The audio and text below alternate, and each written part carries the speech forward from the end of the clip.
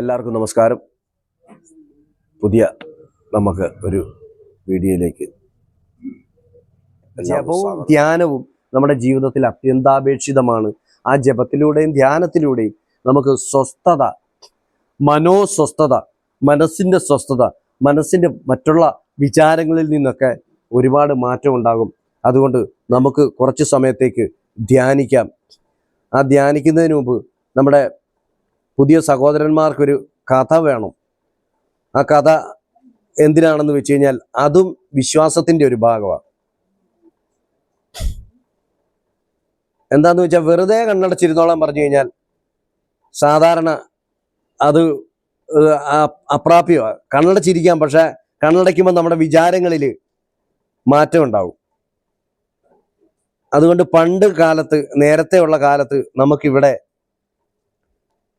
ഒരു ചെറിയ കഥ പറയും നമ്മൾ. ആ കഥയിൽ ഒരു കാര്യമുണ്ട്. ആ കാര്യത്തിൽ കുറച്ച് ചിന്തകളുണ്ട്. ആ ചിന്തകളിലൂടെ നമ്മൾ പോയാൽ ഒരു യോഗിയുടെ കഥ വളരെ ശ്രദ്ധിച്ചിരിക്കണം. ഗുരുദേവന്റെ മഹാസമാധിക്ക് വളരെ കാലം മുമ്പ് ഒരിക്കൽ ആലുമ്മൂട് കുടുംബത്തിലെ അന്നത്തെ അടുത്ത ഭരണകർത്താവായ AK ഗോവിന്ദദാസ് വടക്കുള്ള ഒരു യുവയോഗിയെയും കൊണ്ട് വർക്കല, അഞ്ചുതെങ്ങ് മുതലായ സ്ഥലങ്ങളിൽ സഞ്ചരിച്ചിരുന്നു. യുവയോഗിക്ക് 12 വയസ്സോളം പ്രായം വരും. 3-ാം ക്ലാസ് വരെ പഠിച്ചിട്ടുണ്ട്.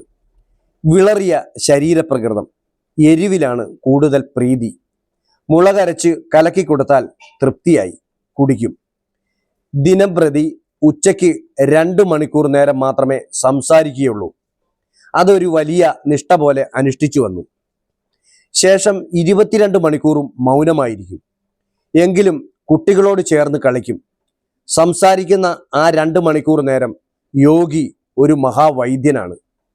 വിശേഷ രീതിയിലുള്ള ചികിത്സാക്രമങ്ങൾ അറിയാം. ആ സമയത്ത് ഏത്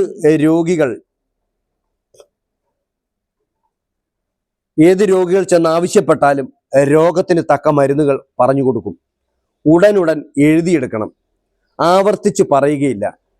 ചില രോഗങ്ങൾ കർമ്മവ്യാധിയാണ്, ചികിത്സകൾ കൊണ്ട് മുഴുവൻ ഭേദപ്പെടുകയില്ല എന്ന് പറയും. ഗോവിന്ദദാസ് ഈ യുവയോഗിയെയും അഞ്ചുതെങ്ങിൽ ഈ ഗ്രന്ഥകാരന്റെ ഭാര്യയുടെ വീടായ തെരുവത്ത് ചെക്കുമൂട്ടിൽ കൊണ്ടുവന്ന് 2 ദിവസം അവിടെ താമസിച്ചു. ഒടുവിൽ ഈ യോഗിയെ ശിവഗിരിയിൽ കൂട്ടിക്കൊണ്ടുപോയി. സംസാരിക്കാറായപ്പോൾ ഗുരുദേവന്റെ സന്നിധിയിൽ കൊണ്ടുചെന്നു. താഴെ ഇരിക്കാൻ കൽപ്പിച്ചതനുസരിച്ച് യോഗി നിലത്തിരുന്നു. അടുത്തുണ്ടായിരുന്ന 2-3 രോഗികൾക്ക് മരുന്ന് നിശ്ചയിക്കാൻ യോഗിയോട് കൽപ്പിച്ചു. അതനുസരിച്ച് മരുന്നുകൾ പറഞ്ഞു കൊടുത്തു. ഉടനെ എഴുതി എടുത്തു. ചികിത്സാക്രമം നല്ലത് തന്നെ എന്ന് ഗുരുദേവൻ കൽപ്പിച്ചിട്ട് ചെവിയിൽ പറയുന്നത് കേട്ടാണോ പറയുന്നത് എന്ന് ചോദിച്ചു. അതെ എന്ന് സമ്മതിച്ചു. മരുന്നുകളുടെ പേരുകൾ ഒരു അപസ്മാരം ബാധിച്ചു പറഞ്ഞു കൊടുക്കുന്നത് കേട്ടാണ് പറയുന്നതെന്നും ആവർത്തിച്ചു പറയാൻ അറിയാത്തത് കൊണ്ടാണ് പറയുമ്പോൾ തന്നെ എഴുതിയെടുക്കേണ്ടി ഇരിക്കുന്നതെന്നും അപ്പോഴാണ് വെളിവായത്. മനസ്സിലായോ? യുവയോഗി 2 മണിക്കൂർ നേരെ സംസാരിക്കത്തുള്ളൂ. ഈ സംസാരിക്കുന്ന സമയത്ത് മഹാവൈദ്യനാണ്. ആ വൈദ്യൻ രോഗികളോട് ചികിത്സാ രീതികളും ചികിത്സയ്ക്കുള്ള മരുന്നും പറഞ്ഞു കൊടുക്കുമ്പോൾ തന്നെ എഴുതണം. രണ്ടാമത് പറയത്തില്ല. അപ്പൊ അത് എന്തുകൊണ്ടാണെന്നാണ് ഗുരുവിൻ്റെ അടുത്ത് ഈ യോഗിയായിട്ടാണ് വന്നിരിക്കുന്നത്. ആ ഗുരു യോഗിയായിട്ട് സംസാരിക്കുന്നതാണ് നമ്മളിപ്പോൾ കേട്ടുകൊണ്ടിരിക്കുന്നത്. നാവ് എടുക്കേണ്ടി ഇരിക്കുന്നതെന്നും അപ്പോഴാണ് വെളിവായത്. നാവ് 2 മണിക്കൂർ മാത്രമേ യഥാസ്ഥാനത്ത് ഇരിക്കുകയുള്ളൂ. ഗുരുദേവൻ ചോദിക്കുക, ഈ 2 മണിക്കൂർ സംസാരിക്കുന്നതുകൊണ്ട് ഈ നാവ് 2 മണിക്കൂർ നേരത്തെ വായിലിരിക്കത്തുള്ളൂ എന്ന് ഗുരു ചോദിക്കുകയാണ്. ഇരിക്കുകയുള്ളൂ, മറ്റു സമയങ്ങളിൽ ഉള്ളിലേക്ക് വലിഞ്ഞു പോകുമോ എന്ന് വീണ്ടും ഗുരുദേവൻ ചോദിച്ചു. അതും അപ്രകാരം തന്നെ എന്ന് സമ്മതിച്ചു. ദിവസം 2 മണിക്കൂർ മാത്രമേ സംസാരിക്കുകയുള്ളൂ എന്നുള്ളത് ആ യോഗിയുടെ ഒരു നിഷ്ഠയല്ലെന്നും നാവ് ഉള്ളിലേക്ക് താണു പോകുന്നത് കൊണ്ടാണ് സംസാരിക്കാൻ കഴിയാത്തതെന്നും അപ്പോഴാണ് എല്ലാവരും മനസ്സിലാക്കിയത്. ഇത് ഒരു അപസ്മാര ബാധയാണ്. ഇതുകൊണ്ട് ആളുകൾക്ക് ഉപദ്രവമൊന്നും ഇല്ലെങ്കിലും ഒഴിപ്പിച്ച് കളയുന്നത് ആ പയ്യന്റെ ആരോഗ്യത്തിന് നല്ലതാണെന്ന് ഗുരുദേവൻ ദാസിനോട് കൽപ്പിച്ചു. കുരയ്ക്കണ്ണിൽ ഒരു സ്ത്രീക്കുണ്ടായ ഉപദ്രവം നിനക്കറിയാമല്ലോ, അതുമാതിരി ഒന്നാണിത് എന്ന് ഗുരുദേവൻ അപ്പോൾ അടുത്തുണ്ടായിരുന്ന ലേഖനോട് പറഞ്ഞു. ഈ ഉപദ്രവം എപ്പോഴാണ് ഉണ്ടായത് എന്ന് ചോദിച്ചപ്പോൾ പറഞ്ഞ വിവരമാണ് ചുവടെ ചേർക്കുന്നത്. ആ ബാധ എപ്പോഴാണ് ബാധിച്ചത് എന്ന് ഗുരുവിന് മനസ്സിലായി. ആ കാര്യം നമ്മളോട് പറഞ്ഞു തരികയാണ്. ആ കുട്ടി കുടിപ്പള്ളിക്കുടത്തിൽ 3ാം ക്ലാസ്സിൽ പഠിച്ചുകൊണ്ടിരുന്നപ്പോൾ ഉച്ചയ്ക്ക് സ്കൂൾ വിട്ട് ആഹാരത്തിന് വീട്ടിലേക്ക് പോവുകയായിരുന്നു. ഒരു ക്ഷേത്രത്തിന്റെ മുൻഭാഗത്തു കൂടി കടന്നുപോയപ്പോൾ അവിടുത്തെ പൂജാരി സ്വാമി കുറച്ച് പായസം കൊണ്ടുവന്ന് കൊടുത്തു. പായസം വാങ്ങി കുടിച്ച ഉടനെ അത് കൊടുത്ത ആളെ പെട്ടെന്ന് കാണാതായി. ആ നിമിഷം മുതൽ പ്രകൃതം ഈ വിധത്തിലായി. നല്ലവണ്ണം ചികിത്സ ശീലിച്ച ഒരു ബ്രാഹ്മണന്റെ അപമൃത്യു ഭവിച്ച അപസ്മാരമാണ് പയ്യന്റെ ദേഹത്തിൽ ബാധിച്ച് മരുന്നുകളുടെ പേര് ചെവിയിൽ പറഞ്ഞു കൊടുത്തിരുന്നത് അത്രേ. ഈ അപസ്മാര രോഗി ഗുരുസന്നിധിയിൽ എത്തിയില്ലായിരുന്നുവെങ്കിൽ ഒരു ശരിയായ യുവയോഗിയായി തെറ്റിദ്ധരിച്ച് എല്ലാവരും പൂജിക്കുമായിരുന്നു. ഇതാ കഥ. ഈ കഥക്കകത്തൂടെ നമുക്ക് എന്തെങ്കിലും മനസ്സിലായോ? ഒന്ന്, നെഗറ്റീവായിട്ടുള്ള പല ശക്തികളും, അതായത് ഇപ്പൊ അപസ്മാരം പോലെ അല്ലെങ്കിൽ മറ്റുള്ള ഈ നെഗറ്റീവായിട്ടുള്ള പല ശക്തികളും നമ്മുടെ ഈ പ്രപഞ്ചത്തിലും വായുലോകത്തിലും ഉണ്ട് എന്നുള്ളത് നേരാ. ഗുരുദേവൻ പറയുന്നുണ്ട്, സകലതും ഉള്ളത് തന്നെ. തത്വചിന്ത ഗ്രഹനിത് സകലതും ഏകമായി ഗ്രഹിക്കും. ഗുരുദേവൻ ആത്മവശത്തിൽ പറയുന്ന അല്ലെ, സകലതും ഉള്ളത്. അപ്പം ഈ നെഗറ്റീവായിട്ടുള്ള ഈ ശക്തികൾ ഭൂതപ്രേത പിശാചികളെ തന്നെ ഉദ്ദേശിക്കുന്നത്. ഇതും പോസിറ്റീവായിട്ടുള്ള നല്ല പരിശുദ്ധമായിട്ടുള്ള ഈ ചിന്തകൾ അടങ്ങിയ ഈ അവസ്ഥയും നമ്മുടെ ഈ പ്രപഞ്ചത്തിലുണ്ട്. പക്ഷെ ഇത് എങ്ങനെയുള്ളവരെയാണ് ബാധിക്കുന്നത്? അപ്പൊ ഈ ഭൂതപ്രേത അല്ലെങ്കിൽ ഈ അപസ്മാരം ബാധിച്ചതാണ് ഈ പയ്യൻ എന്ന് ഗുരുവിന് ഒറ്റ നോട്ടത്തിൽ മനസ്സിലായി. ഒറ്റ നോട്ടത്തിൽ ഗുരുവിന് മനസ്സിലാകാൻ കാര്യം എന്താ? ഈ അപസ്മാര ശക്തിയെ ഈ പയ്യന്റെ ഉള്ളിലേക്ക് പ്രവേശിപ്പിച്ച ആ ശക്തിയിലും വലിയൊരു ശക്തിയാണ് ഗുരു എന്നുള്ള ആ ഒരു യാഥാർത്ഥ്യം ഒന്ന് മനസ്സിലാക്കണം. നേരെ മറിച്ച് ഈ പയ്യൻ പറയുന്നത് വളരെ വലിയ കാര്യമോ നല്ല കാര്യങ്ങളുമാണ്. മഹാവൈദ്യനെ പോലെ സംസാരിക്കുന്നു. കുറച്ചു സമയം നമ്മളാണെങ്കിലും അങ്ങനെയല്ലേ, ഒരു അത്ഭുതം കണ്ടു കഴിഞ്ഞാൽ നമ്മൾ അതിന്റെ പുറകെ അങ്ങ് പോകും, നമുക്ക് അറിവില്ല. അപ്പൊ അങ്ങനെ അവനൊരു യുവയോഗിയായി മാറിയാനെ കുറെ കഴിഞ്ഞ് അവന്റെ ഈ ശക്തി നഷ്ടപ്പെട്ട് കഴിയുമ്പോൾ അവന്റെ പിന്നാലെ പോകുന്നതും അബദ്ധത്തിലേക്ക് തന്നെ പെടും. നമ്മൾ ഓരോരുത്തരും അതിലാണ് ഇപ്പോഴും ഇരിക്കുന്നത്. ഈ ഗുരു സന്നിധിയിലേക്ക് നമ്മൾ എത്തുമ്പോൾ ഗുരു ഒരു നിസാരക്കാരനല്ല എന്നുള്ള വലിയൊരു ചിന്ത നമ്മുടെ ഉള്ളിൽ വേണം. എത്ര വലിയ പൈശാചികമായിട്ടുള്ള ശക്തികൾ ഉണ്ടെങ്കിലും അത് വേറെ എവിടെയെങ്കിലും പോയി ഞാനൊന്ന് ഒഴിപ്പിച്ചേക്കാം, വേറെ ഏതെങ്കിലും ഒരു രീതിയിൽ എനിക്കൊരു മാറ്റം വരും എന്ന് വിചാരിക്കേണ്ട. ഗുരു അതിനുമൊക്കെ അതീതനാണ്, ത്രികാലജ്ഞാനിയാണ് ഗുരു. ആ ഒരു സത്യം അല്ലെങ്കിൽ ആ ഒരു വിശ്വാസം നിങ്ങളുടെ ഉള്ളിൽ ഒരു ദൃഢ നിശ്ചയമായിട്ട് ഉണ്ടാകണം. എന്നിട്ട് വേണം ധ്യാനിക്കാൻ, എന്നിട്ട് വേണം ജപിക്കാൻ. അല്പവിശ്വാസവുമായിട്ടിരുന്നിട്ട്, അതായത് നമ്മളെ സംബന്ധിച്ച് നമ്മൾ സാധാരണക്കാരാണ്. ഒരു മെഴുകുതിരി കാണിച്ച് അല്ലെങ്കിൽ എവിടെയെങ്കിലും ഒരു നല്ല ഒരു നേർച്ച കാഴ്ചകൾ തന്നാൽ അത്ഭുതങ്ങൾ നടക്കും, നിങ്ങൾ അങ്ങോട്ട് പോകണമെന്ന് വരുമ്പോൾ നമ്മുടെ ഉള്ളറിയാതെ പതുക്കെ അങ്ങ് പോകും. കാരണം എന്താണെന്നറിയോ? നമുക്ക് വ്യക്തമായിട്ടുള്ള അറിവിൽ ഉറയ്ക്കാനുള്ള പ്രായമായിട്ടില്ല. നമ്മളിപ്പോഴും ശരീരത്തിൽ വലിപ്പം ഉണ്ടെങ്കിലും വെറും ശിശുക്കളെ അറിവിൽ. ഈ അറിവിലെ ശിശുക്കളെ അറിവുള്ളവരായിട്ട് നമുക്ക് മാറണം. ഈ അറിവുള്ളവനായിട്ട് മാറണമെങ്കിൽ ഒരു ഗുരു നമുക്ക് ഉണ്ടായേ പറ്റൂ. ആ ഗുരുവാണ് മഹാഗുരു. ദൈവം എന്ന് പറയുമ്പോൾ ദൈവങ്ങളുടെ ഗണത്തിൽ ഒരിക്കലും ഗുരുവിനെ പെടുത്തിയിട്ടില്ലായിരുന്നു. ഇപ്പോഴും നമ്മളുടെ മനസ്സിലായില്ലേ? ദൈവത്തിന് 4ഉം 5ഉം കൈയുണ്ട്, നാവ് നീട്ടിയിട്ടിരിക്കുന്ന ഒരു രൂപമാണ്, കയ്യിൽ വാള് കാണും, അല്ലെങ്കിൽ ശൂലം കാണും, തലയിൽ ജട കാണും, പാമ്പ് കാണും. അങ്ങനെയൊക്കെയുള്ള പല പല രൂപങ്ങളാണ് ദൈവങ്ങളുടെ ലിസ്റ്റിൽ നമുക്ക് പെട്ടിരിക്കുന്നത് അല്ലേ? ഒരു വെള്ളമുണ്ട് പുതച്ച്, ഒരു വെള്ളമുണ്ടെടുത്ത് പ്രായമുള്ള ഒരാളെ നമുക്ക് ഒരിക്കലും ദൈവമായിട്ട് അംഗീകരിക്കാൻ പറ്റിയിട്ടില്ല. നമ്മുടെ മനസ്സുകൾക്ക് ഇപ്പോഴും അങ്ങനെ. കാരണം കാലങ്ങളായിട്ട് ഉള്ളിൻ്റെ ഉള്ളിൽ അടിയുറച്ചു പോയ അന്തമായിട്ടുള്ള ആ ഒരു വിശ്വാസമാണ്. പക്ഷെ ഈശ്വരൻ എന്ന് പറയുന്നത് എന്താണ്? ആ ഈശ്വരൻ എന്ന് പറയുന്ന ഒരു ഊർജമാണ്, ഒരു ശക്തിയാണ്, ഒരു പവറാണ്. ആ പവർ എങ്ങനെ ഉണ്ടാകും? അതാ പറയുന്നത്, അവൻ ഇവൻ എന്നതോർത്താൽ അവനിൽ ആദിമമായ ഒരു ആത്മരൂപം. ബ്രഹ്മവിദ്യാ പഞ്ചകത്തിൽ പറയുന്നുണ്ട്, ത്വം ഹി ബ്രഹ്മ, നീ ബ്രഹ്മമാണ്, നീ ഈശ്വരനാണ്. ആ നീ ഈശ്വരനാണ് എന്ന് പറയുന്ന നമ്മൾ പിച്ചക്കാരനെ പോലെ ഓരോ അമ്പലത്തിന്റെ വാതിക്കെ പോയി കൈനീട്ടി നിൽക്കുക, എനിക്ക് തരണേ, എന്നെ രക്ഷിക്കണേ, എനിക്ക് തരണേ. നീ ദൈവമാണെങ്കിൽ നീ എന്തിനാ അവിടെ പോയി നിൽക്കുന്നത്? ഇങ്ങനെ നീ ദൈവമാണ് എന്ന് നിന്നെ ഉദ്ധരിപ്പിച്ച് ഉദ്ബോധിപ്പിച്ച് നിന്റെ ഉള്ളിലെ ആത്മജ്ഞാനത്തിന് ആത്മശക്തിയെ വളർത്തി വളർത്തി വളർത്തി ഈശ്വരനോളം വലുപ്പത്തിൽ നിന്നെ എത്തിക്കുക എന്നുള്ളതാണ് ഗുരുവിന്റെ ധർമ്മം. അതിനാണ് ഗുരുവിന്റെ ആയുസ്സും വപസ്സും തപസ്സും ഒക്കെ അർപ്പിച്ചിരിക്കുന്നത്.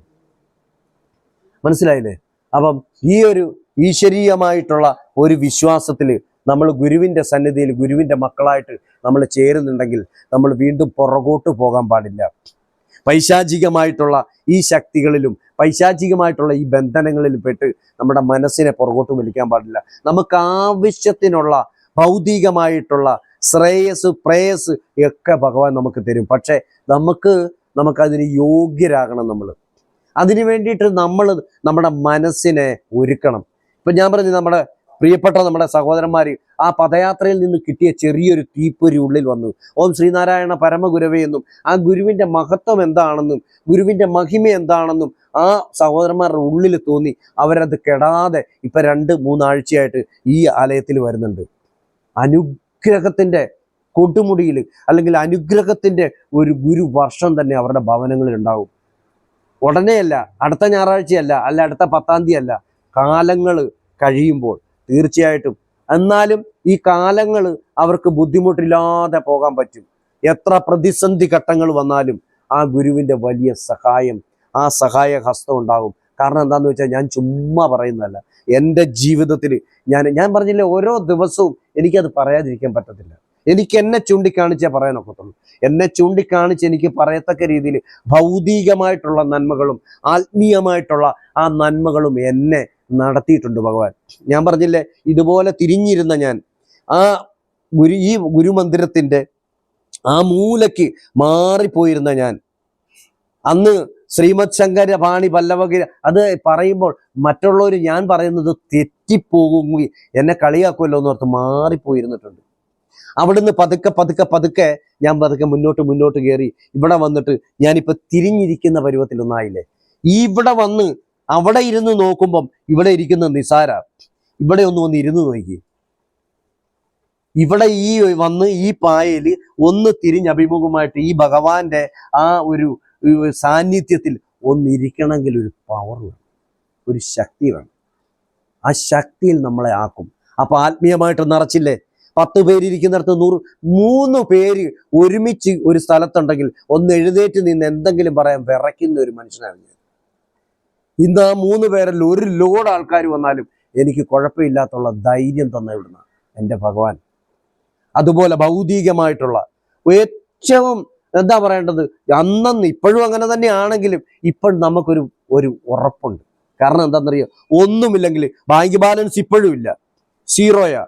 പക്ഷെ ഞാനൊരു കോടീശ്വരന് കോടികൾ തരാൻ പ്രാപ്തമായിട്ടുള്ള ഒരു ദൈവം എൻ്റെ മനസ്സിലുണ്ട്, എൻ്റെ കൂട്ടത്തിലുണ്ട്. എനിക്ക് അതിലപ്പുറത്തോട്ടുള്ളൊരു ഭാഗ്യം എന്താ ഉള്ളത്? വേറെ ഒന്നിനോടും ആഗ്രഹമില്ല. പിണ്ടനന്ദി പറയുന്നുണ്ട്, എല്ലാം ഇവൻ ഇന്നെടുത്ത് ചൊല്ലണമോ ദുരിതമൊക്കെ അകറ്റണേ നീ.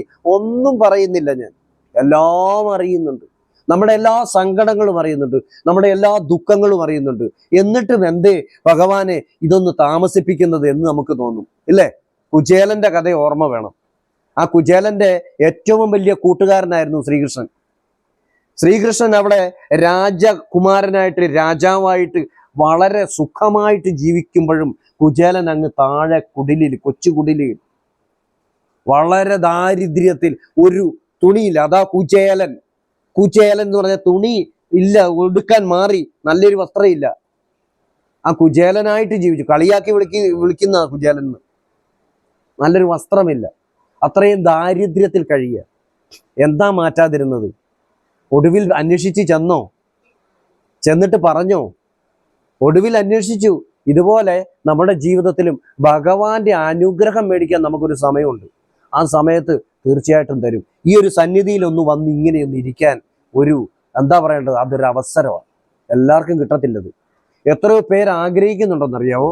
ഈ നമ്മുടെ പദയാത്രയുടെ കാര്യം പറഞ്ഞ പോലെ പദയാത്രയ്ക്ക് മഞ്ഞയിട്ട് ആളുകൾ ഇങ്ങനെ വരിയായിട്ട് വഴിയെ കൂടെ പോകുന്ന കാണുമ്പോൾ എനിക്കും ഒന്ന് പോയിരുന്നെങ്കിൽ എന്ന് ആഗ്രഹിക്കുന്നുണ്ട്. പക്ഷെ നടക്കത്തില്ല. അതിന് നടക്കണമെങ്കിൽ അതിനും ഒരു സമയമുണ്ട്. അത് ക്ലേശം നിറഞ്ഞ യാത്രയാണ്, പോകുന്നവർക്കറിയാം. പക്ഷെ ആ ക്ലേശത്തിലും അന്ന് ആ പോയിക്കൊണ്ടിരിക്കുന്ന സമയത്ത് അയ്യോ ഇനി ഞാനില്ല, ഈ 2 ദിവസം കൊണ്ട് ഞാൻ മടുത്ത്, ഞാൻ ഇനി വരുന്നില്ല എന്ന് വിചാരിച്ചു പോന്നെങ്കിലും ഇപ്പം ആഗ്രഹിക്കുന്നുണ്ട് അടുത്ത ഡിസംബർ ഒന്നായിരുന്നെങ്കിൽ, ആ 24-ാം തീയതി ഒന്നായിരുന്നെങ്കിൽ എനിക്ക് ഒന്നുകൂടെ ഒന്ന് നടക്കാമായിരുന്നു. ഇതാണ് ഭഗവാന്റെ കൃപ. മനസ്സിലായാലേ? നോവ് തരും, നമുക്ക് ഇഷ്ടമുള്ളവർക്ക് നോവ് തരും. അതല്ലെങ്കിൽ അഹങ്കാരികളാവും. ബൈബിളിൽ ഒരു വാക്യമുണ്ട്, പൗലോസ് അപ്പോസ്തലൻ എന്ന് പറയുന്ന ഒരു വലിയ അപ്പോസ്തലൻ ഉണ്ടായിരുന്നു. ഭയങ്കര അഭിഷേകമുള്ള ഒരു അപ്പോസ്തലനാണ്, ഒരു ശിഷ്യനാണ്, യേശുക്രിസ്തുവിന് ശേഷമുള്ള ഒരു ശിഷ്യനാണ്. ഇയാള് നടന്നു പോകുന്ന വഴി ഏതെങ്കിലും രോഗിയുടെ മേളിൽ ഇയാളുടെ നിഴലടിച്ചാൽ, ഏതെങ്കിലും രോഗി വഴിസൈഡിലുണ്ടെങ്കിൽ അയാളുടെ നിഴലടിച്ചാൽ ആ രോഗിക്ക് സൗഖ്യമാവും. അത്രയ്ക്ക് അഭിഷേകമുള്ള ഒരാളാണ്. പക്ഷെ ആ അഭിഷേകമുള്ള ഈ പൗലോസിന് ഒരു അസുഖം ഉണ്ടായിരുന്നു. ആ അസുഖം മാറത്തില്ലായിരുന്നു. പല പ്രാവശ്യം ചോദിച്ചെന്ന് പറഞ്ഞപ്പോൾ പൗലോസ് ഈ അസുഖമായിട്ട് ഇങ്ങനെ ഭയങ്കരമായിട്ട് വേദന കൊണ്ട് ഭാരപ്പെടുന്ന സമയത്ത് ഒരാൾ പറഞ്ഞു, നിഴല് വീണാല് മറ്റുള്ളവരുടെ അസുഖം മാറ്റുന്ന ഇയാൾക്ക് എന്തേ മാറാത്തെന്ന് ചോദിച്ചപ്പോൾ പൗലോസ് അപ്പോസ്തലൻ പറയുകയാണ്, ഞാൻ പല പ്രാവശ്യം ചോദിച്ചു. അപ്പോൾ പറഞ്ഞത് എന്താ?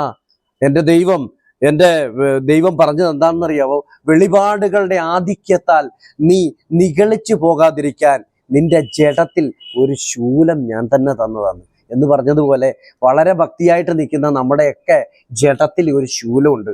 എപ്പോഴും പൂർണ്ണ സുഖം നമുക്ക് തരത്തില്ല. കാരണം എന്താണെന്നറിയോ? അഹങ്കാരികളായി പോകും. ഒരുപാട് നമ്മളെക്കാളും വലിയ ഭക്തന്മാർക്ക് അഹങ്കാരം ഉണ്ടായിട്ടുണ്ട്. അഹങ്കാരം നമ്മുടെ സൂക്ഷ്മമായിട്ടുള്ള ഒരു വികാരമാണ്. അത് നമ്മൾ അറിയാതെ ഇങ്ങനെ ഉണ്ടാവും. 10 കൃതി അടുപ്പിച്ച് ചൊല്ലാനായെങ്കിൽ, 10 ഗുരുദേവ കൃതികൾ അടുപ്പിച്ച് ചൊല്ലാറായെങ്കിൽ പറയൂ ഞാൻ വലിയ പ്രാർത്ഥനക്കാരിയാണ് അല്ലേ? നമ്മുടെ ഉള്ളിൽ അറിയാതെ വരും. ആരെങ്കിലും ഒന്ന് അങ്ങനെയല്ല കേട്ടോ, ഇങ്ങനെ ചൊല്ലുന്ന എന്നൊക്കെ പറഞ്ഞു അല്ലേ? അപ്പൊ അതിലൂടെ ഒരു അഹങ്കാരമുണ്ട്.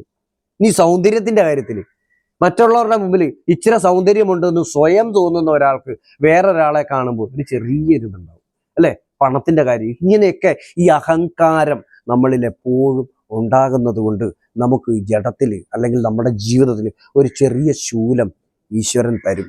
അത് ഒന്നും ഓർത്ത് ഭയപ്പെടേണ്ട. അഹങ്കാരത്തിനെ ഒന്ന് മാറ്റി നിർത്തിക്കൊണ്ട് ആ ഭഗവാൻ എൻ്റെ കൂട്ടത്തിലുണ്ടല്ലോ എന്നുള്ള ചിന്തയിൽ നമ്മുടെ ജീവിതം മുന്നോട്ട് കൊണ്ടുപോകണം എന്ന് പറഞ്ഞുകൊണ്ട് നമുക്കൊരു ശകലം നേരം ധ്യാനിച്ചിട്ട് സമർപ്പിക്കാം. നമ്മുടെ ആ പഴയ രീതികളും എല്ലാം മാറിപ്പോയി.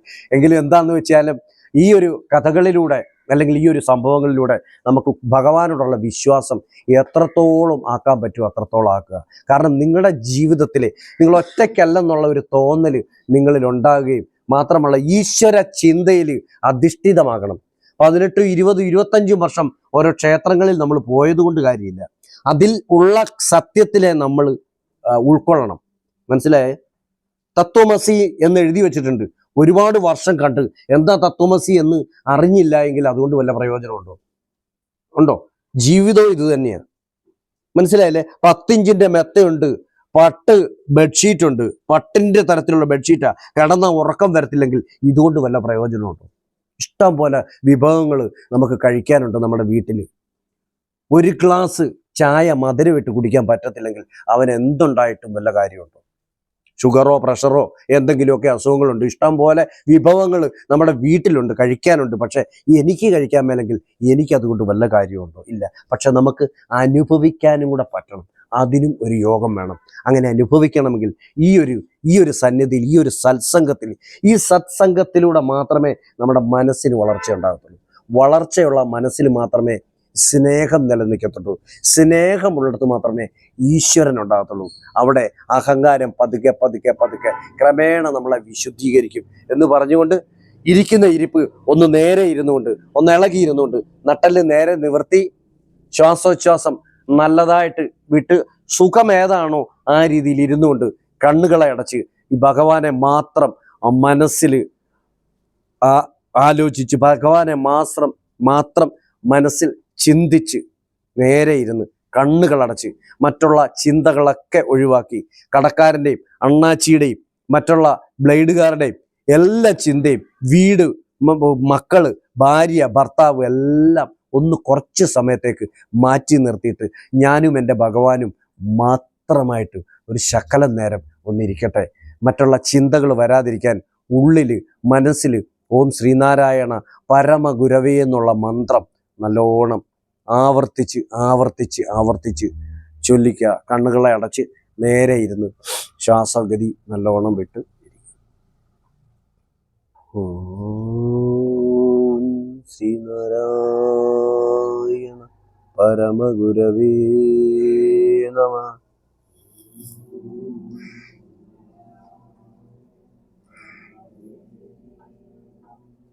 ഓം ശ്രീനാരായണ പരമഗുരവേ നമഃ.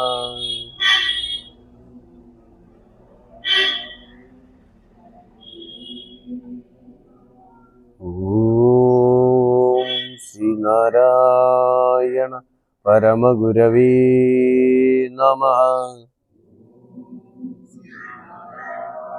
ഓം ശ്രീനാരായണ പരമഗുരവേ നമഃ.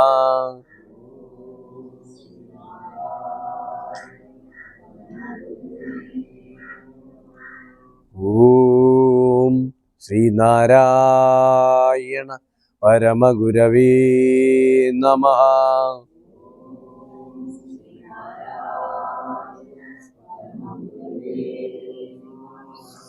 ഓം ശ്രീനാരായണ പരമഗുരവേ നമഃ.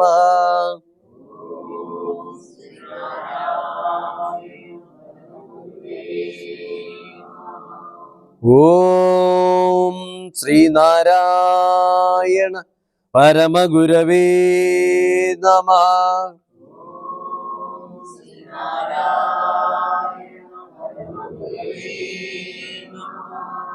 ഓം ശ്രീനാരായണ പരമഗുരവേ നമഃ.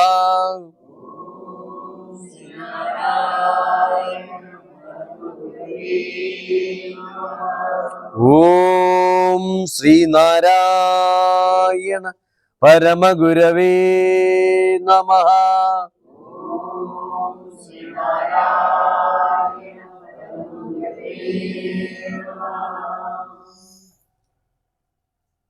എല്ലാവരുടെയും ഉള്ളിൽ നിറഞ്ഞിരിക്കുന്ന ഭഗവാന്റെ രൂപം, ആ രൂപത്തോടു കൂടിയ ആ ഗുണങ്ങൾ, അതുമായിട്ടായിരിക്കണം നമുക്ക് ഭവനത്തിലേക്കുള്ള തിരിച്ചുള്ള മടക്കയാത്ര.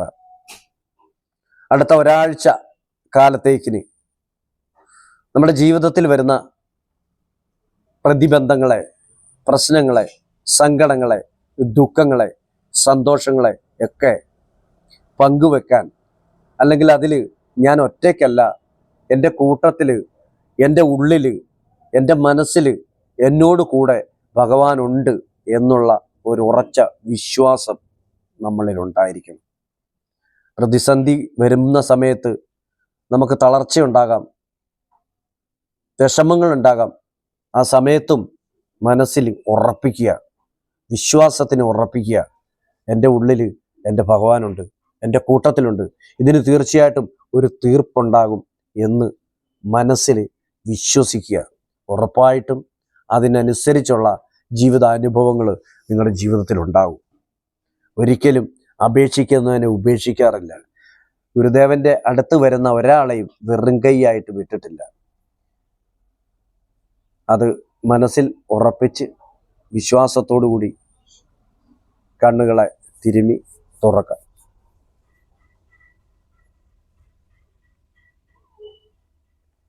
ഇപ്പം നമ്മൾ ചെയ്ത ഈ ധ്യാനം വീട്ടിൽ പോയി, ഇപ്പം വനിതകൾക്ക് അല്ലെങ്കിൽ സ്ത്രീകൾക്കൊക്കെ വൈകിട്ട് സന്ധ്യക്കൊക്കെ സമയം കിട്ടുമായിരിക്കും. പുരുഷന്മാരെ സംബന്ധിച്ച് സന്ധ്യയ്ക്ക് ജോലിയൊക്കെ കഴിഞ്ഞ് വരുമ്പോൾ പാടാം. അതിന് രാവിലെ ഒരു ശകലം സമയം കണ്ടെത്തി നമുക്കൊരു 10 മിനിറ്റ് നേരം, ഒരു 20 മിനിറ്റ് നേരം അറിയാവുന്ന ഗുരുദേവ കൃതികളോ ദൈവദശകോ ഒക്കെ ചൊല്ലിയിട്ട് ഒരു 5 മിനിറ്റ് നേരം ഒന്ന് ധ്യാനിക്കാനിരിക്കണം. അതൊരു ശീലമാക്കണം. ആ ശീലം നമ്മൾ രാവിലത്തെ നമ്മുടെ ദിനചര്യ പോലെ തന്നെ പല്ല് തേപ്പ്, കുളി ഒക്കെ പോലെ തന്നെ നമ്മുടെ ശരീരത്തിന് വേണ്ടി നമ്മൾ ചെയ്യുന്ന ആ ഒരു കാര്യം പോലെ തന്നെ ഇതിനെ ഒന്ന് ശീലിച്ചെടുത്താൽ നമ്മുടെ ഉള്ളിലെ ശക്തിയെ നമുക്ക് തിരിച്ചറിയാൻ പറ്റും. നമ്മുടെ ജീവിതത്തിൽ വരുന്ന മാറ്റങ്ങളെക്കുറിച്ച് നമുക്ക് തന്നെ മാറി നിന്ന് നോക്കിക്കാണാൻ പറ്റും. അപ്പോൾ അത് അതിശയമായിട്ടുള്ള ഒരു കാര്യമാണ്. ഗുരുദേവൻ എന്നെ ആരാധിച്ചോ, ഞാൻ നിനക്ക് അത് തരാമെന്നല്ല പറഞ്ഞത്. നീ ത്വം ഹി ബ്രഹ്മ എന്ന് പറഞ്ഞ്, നീ ഈശ്വരനാണ്. അപ്പൊ നീ ഈശ്വരനാണ്. നിന്നിലെ ഈശ്വരത്വത്തിനെ എങ്ങനെ നിനക്ക് കാണാം, നിനക്ക് പ്രാപിക്കാം? നമ്മളെ സ്വയം പര്യാപ്തനാക്കുകയാണ് ഗുരു ചെയ്യുന്നത്. അങ്ങനെയാണ് ഗുരു ദൈവമാകുന്നത്. നീ ദൈവമാണ്, നീ ദൈവമാണ്. ആ ദൈവത്തിനെ നിനക്കെങ്ങനെ നീ ഉറങ്ങിക്കിടക്കുകയാണ്. നിന്റെ ഉള്ളിലെ ജ്ഞാനം ഉറങ്ങിക്കിടക്കുക. ആ ജ്ഞാനത്തിനെ നീ ഉണർത്തിയാൽ നിന്റെ ഉള്ളിലെ ദൈവം പ്രകാശിക്കും, ദൈവം ഉണരും. അപ്പൊ നിനക്ക് നിന്റെ ആവശ്യത്തിനുള്ള ഭോജ്യങ്ങൾ അല്ലെങ്കിൽ ഭോജ്യങ്ങൾ ഒക്കെ നിനക്ക് കൃത്യമായിട്ട് കിട്ടിയിരിക്കും. അത് ഞാൻ ഒന്നുകൂടി ഓർപ്പിച്ചെന്നേ ഉള്ളൂ. ഇത് മറന്നു പോകുക. ദിവസവും ശീലിക്കണം. ഓട്ടുപാത്രങ്ങൾ ദിവസവും മിഴക്കുന്ന പോലെയാ. ദിവസവും അത് മിനുക്കി ഇരുന്നില്ലെങ്കിൽ ക്ലാവ് പിടിക്കും. ഇതുപോലെ ഒരു ദിവസം നമ്മളൊന്ന് പ്രാർത്ഥിക്കാതിരുന്ന, അല്ലെങ്കിൽ ഒരു ദിവസം നമ്മൾ വാഴണം നിത്യം വാഴണം സുഖമാണ് അല്ലെ. നിത്യവും ചെയ്യണം. അങ്ങനെ നിത്യവും ചെയ്യുന്നത് എന്തിനാ? ബാക്കി കാര്യങ്ങളൊക്കെ നമ്മൾ ശരീരത്തിന് വേണ്ടിയിട്ടാണ് ചെയ്യുന്നത്. കുളിക്കുന്ന ശരീരത്തിന് വേണ്ടിയിട്ടാണ്, ആഹാരം കഴിക്കുന്ന ശരീരത്തിന് വേണ്ടിയിട്ടാണ്. അപ്പൊ നമ്മളവർക്ക് നമുക്ക് വേണ്ടിയിട്ടാണ്. നമുക്ക് വേണ്ടിയിട്ട് നമ്മളൊന്നും ചെയ്യുന്നില്ല. നമ്മൾ എന്ന് പറയുന്നത് നമ്മുടെ ഉള്ളിലെ ഈ ആത്മശക്തിയാണ്. അതിനു വേണ്ടിയിട്ട് ഒന്നും ചെയ്യുന്നില്ല. അതിനെ ആഹാരം കൊടുത്ത് വളർത്തണം. ഈ പുറത്തുള്ള ശരീരം വളർന്നു വലുതാകുന്നത് പോലെ തന്നെ ഉള്ളിലെ ആത്മാവിനെയും നമ്മൾ തീറ്റി കൊടുത്ത് വളർത്തണം. ആ തീറ്റിയാണ് പ്രാർത്ഥന, ജപം, ധ്യാനം. അപ്പൊ അതിനെ ഉള്ളിലെ ആത്മാവ് വളർന്നു കഴിഞ്ഞാലുള്ള ഗുണം എന്താണെന്നറിയോ? മരണഭയം മാറും. മരണഭയം മാത്രമല്ല, ജീവിതത്തിൽ ഐശ്വര്യം, ശ്രേയസ്സും ഉണ്ടാകുമെന്നാണ് പറയുന്നത്.